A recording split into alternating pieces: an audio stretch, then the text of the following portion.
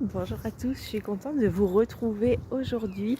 Dans un décor un peu différent de d'habitude, j'aimerais venir vraiment plus souvent faire des vidéos pour vous parler de ce qui m'inspire.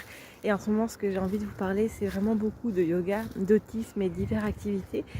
Et puis, j'ai beaucoup d'activités, je suis une maman, j'ai les cours de yoga, j'ai mon entreprise, j'ai des enfants à besoins particuliers, donc il y a beaucoup de choses qui viennent se mettre dans mon planning au quotidien. Peut-être que vous vivez vous aussi un planning plutôt chargé et donc me poser avec tout le matériel qu'il faut bien pour faire des vidéos, tout comme il faut avec le bon son, la bonne lumière, le bon cadre, ça devient comme très difficile en ce moment. Donc je vous fais une vidéo un petit peu sur le pouce comme ça avec le décor naturel.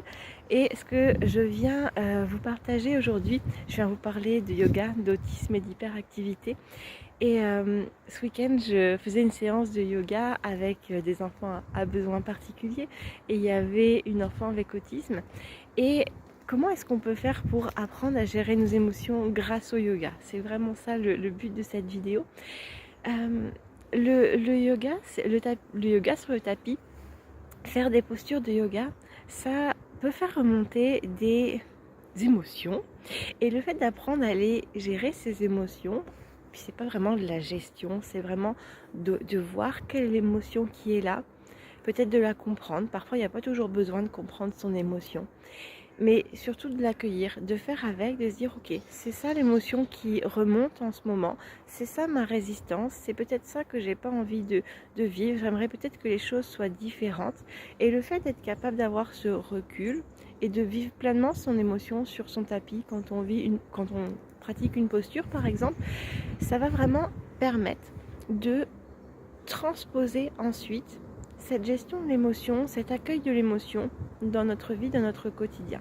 Donc pour les enfants à besoins particuliers, par exemple les besoins avec les besoins sensoriels, donc c'était ce que vivait la jeune fille avec qui j'étais en séance de yoga. C'était une jeune fille avec autisme qui a des particularités sensorielles, pour qui décoller les pieds du sol c'est très difficile, et il y avait comme vraiment l'envie d'aller dans une posture où les pieds sont surélevés, et l'envie était là, il y avait vraiment la joie d'aller dans la posture, et au moment d'y arriver et de lever un pied puis peut-être lever l'autre pied, là il y a comme l'émotion qui est remontée, euh, un mélange de frustration, de tristesse, toutes sortes d'émotions qui ont fait basculer de la séance de yoga d'une séance joyeuse à une séance vraiment où tout de suite on a changé d'énergie sur le plan émotionnel, parce que aussi nos enfants avec autisme, et puis les enfants que je peux voir, donc qui ont des besoins particuliers, il y a souvent l'hypersensibilité qui est là, donc ça va bien et d'un coup on change dans une autre émotion. Et vraiment, cet accueil de ce qui est, comment est-ce que j'accueille mes émotions sur mon tapis, comment est-ce que je suis accompagnée pour faire en sorte de mieux vivre cette situation. Puis quand l'émotion passe, après on retrouve un autre état, peut-être de joie, peut-être de paix, de calme. Ça c'est vraiment le conscientiser, le voir, c'est vraiment se donner des outils pour faire face au quotidien. On le sait, nos enfants avec autisme et hyperactivité ou autres besoins particuliers vivent vraiment des défis au quotidien, que ce soit à l'école, que ce soit dans le monde qui les entoure. Et c'est vraiment une clé, et ça peut commencer par la pratique des postures sur un tapis. Donc c'était ça que j'avais envie de partager avec vous. Comment est-ce que en tout cas la pratique de yoga sur le tapis peut vraiment aider à mieux vivre ses émotions ensuite au quotidien. Et nos enfants avec autisme, nos enfants avec hyperactivité, nos enfants avec hypersensibilité, nos enfants qui n'ont pas de particularité, n'ont pas de besoins spécifiques, mais à un moment donné traversent une période un peu plus difficile, sont tout à fait capables d'aller en introspection, peu importe leur situation, sont tout à fait capables d'être guidés pour aller en introspection au cœur d'eux-mêmes. Je me souviens vraiment d'un enfant avec autisme avec lequel j'avais travaillé, et qui lui parlait pas, mais il savait très très bien se faire comprendre sur la posture dans laquelle il voulait aller. Et en plus de pas parler, il avait vraiment des difficultés motrices. Donc c'est-à-dire que quand il voulait aller dans une posture, il fallait vraiment l'accompagner. Il fallait l'emmener, lui placer vraiment bien les jambes, lui placer le corps.